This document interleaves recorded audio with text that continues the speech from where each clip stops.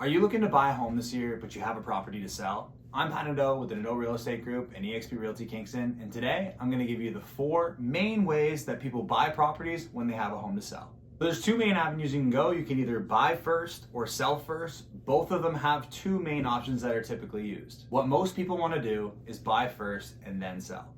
There's some challenges and difficulties with both directions that you can go, but if you go the buy first option, the most common thing that we see is people use what's called an SPP or an SBP condition. What that condition is, an SPP stands for sale of buyer's property or sale of purchaser's property. So what that looks like is you find a property that you like, you make an offer conditional on the sale of your home, you may get 30 days to sell your home, and you have to sell your home as fast as possible in order to lock in the sale of that home. What the challenge is here is you have standard conditions and then you have the SPP conditions. So you may do an inspection, financing, those types of things in the first 7 to 10 business days. After that, it goes into the condition of the sale of your home. The difference between the condition of the sale of your home, typically, and it depends on what your realtor has negotiated for you, but typically there's going to be an escape clause in that condition. So what that means is that seller gets to continue to solicit that property for sale. They may receive another offer and tell you have 24 hours or 48 hours to take it or leave it. So it puts a lot of pressure on you to sell your home and get your home sold quickly. The second option, when you're buying first, you can just go ahead and buy the property with maybe regular conditions and just shoot for a really long closing date. There is a little bit of liability when you go that direction. If you're not able to close your home at the same time as the one that you're trying to buy, you may have to look at bridge financing.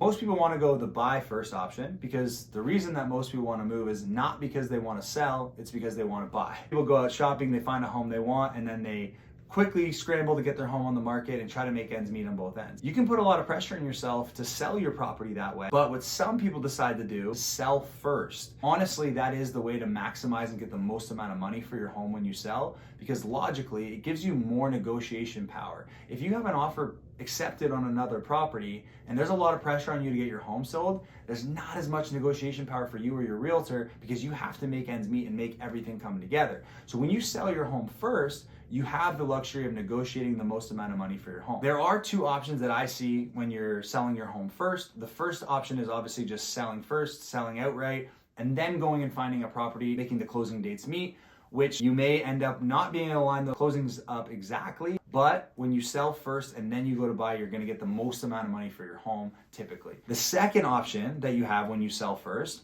and this is easier to do when it's an off-market sale, but I do see them on market sometimes, is asking for a condition when a buyer buys your property for suitable accommodations. Basically what that means is the buyer would have their own due diligence, inspection, all those types of things, but they would also have a condition that says it's conditional on the seller finding suitable accommodations within, say, 30 days. The challenge with this condition is the seller has an escape.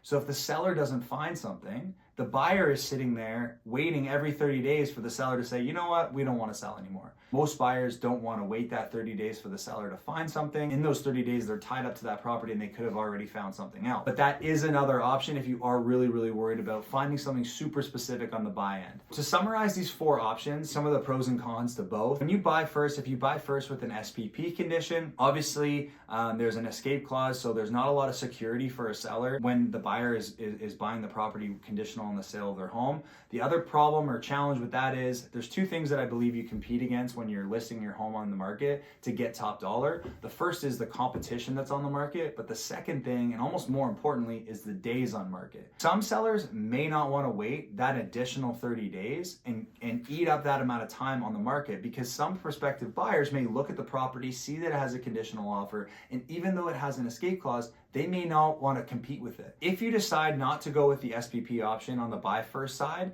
and you decide to just buy a property, get a long closing date and figure it out, it will help your offer seem a lot more aggressive, obviously. You may end up getting a little bit more of a discount or you may be able to negotiate a better price in the end with going with that option and buying yourself time. If you go down the sell first side and you just sell first, obviously it's going to put pressure on you to go find another property, which if you're looking for an easy property to find and you found that when you're looking at properties, let's say you're looking in a residential neighborhood where there's a lot of inventory and the properties are relatively similar, then I wouldn't stress so much about finding the home that you're looking for. But if you're looking for something very specific, say you need a certain amount of acreage or a farm or waterfront, sometimes that's a little bit harder to find exactly what you're looking for. So it depends on what you're going to look for, but it does definitely, if you sell first and just have a long closing date for yourself, it definitely puts pressure on yourself to go find your next home. The second option of selling first and using a suitable accommodations clause, obviously you're maybe not going to get the most amount of money. You can try to create a win-win situation, but it's hard to get that buyer, that right buyer, that is going to wait that amount of time for you to go find something. I hope this helps. This is a question that we get very, very frequently in this market. If you have any other questions, you can reach me 613-583-0097.